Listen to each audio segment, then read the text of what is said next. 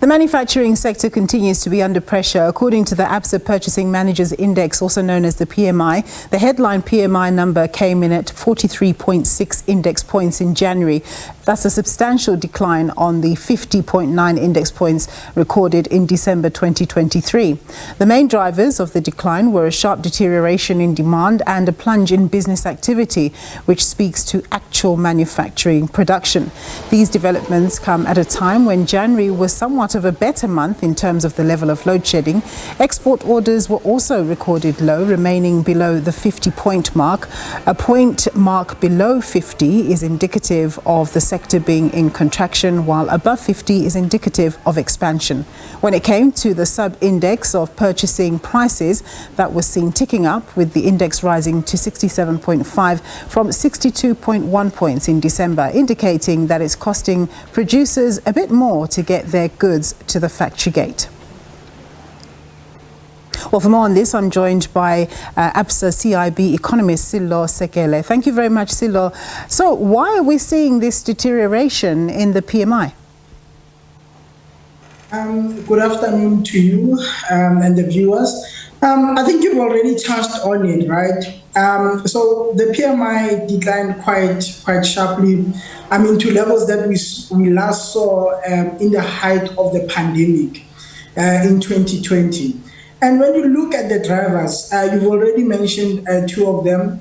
Demand was weak, output was also weak.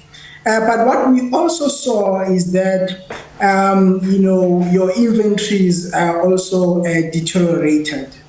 So those were the main drivers for the lower PMI. Yeah. So still, your report notes that there was an uptick in the cost pressures that manufacturers are experiencing. Yet we've seen prices or price pressures having come down in the last number of months. Is this merely a blip or a sign of things to come?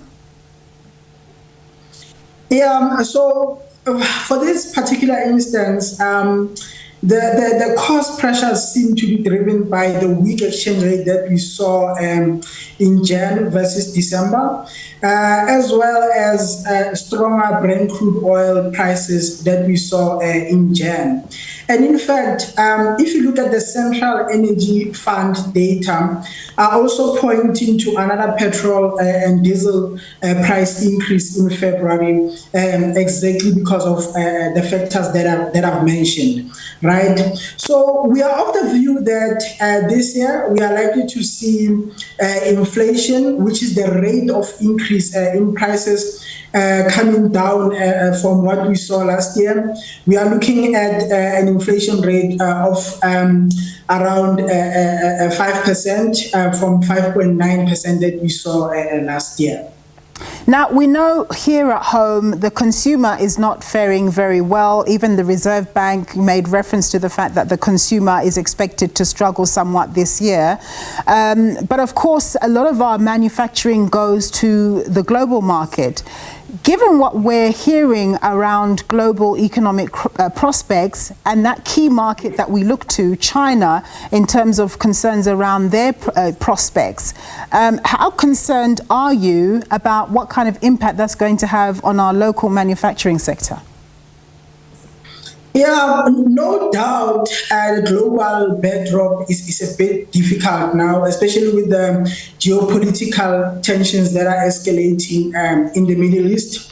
So when you look at our key export markets, you've touched on one of them, China. Economic activity there is not as strong as we would like it to be, and in fact, manufacturers are also saying that external demand is weak, right? So if you look at the demand index in terms of what other countries demand from our manufacturing sector, that index is quite low, and in fact, manufacturers are saying it's unusually low. So it does point to subdued global economic activity, and therefore, depressed demand levels for what our manufacturers are producing. Yeah. And then, when you look at closer to home in South Africa, things are also not looking rosy, right?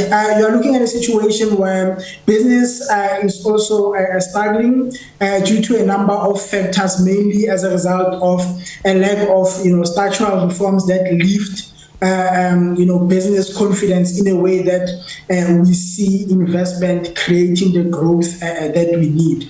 So manufacturers are faced with headwinds, both from the international side and domestic side. All right, Sello, we're going to leave it there. Thank you so much for your insights there. That was Sello Sekele. He's an economist at Absa.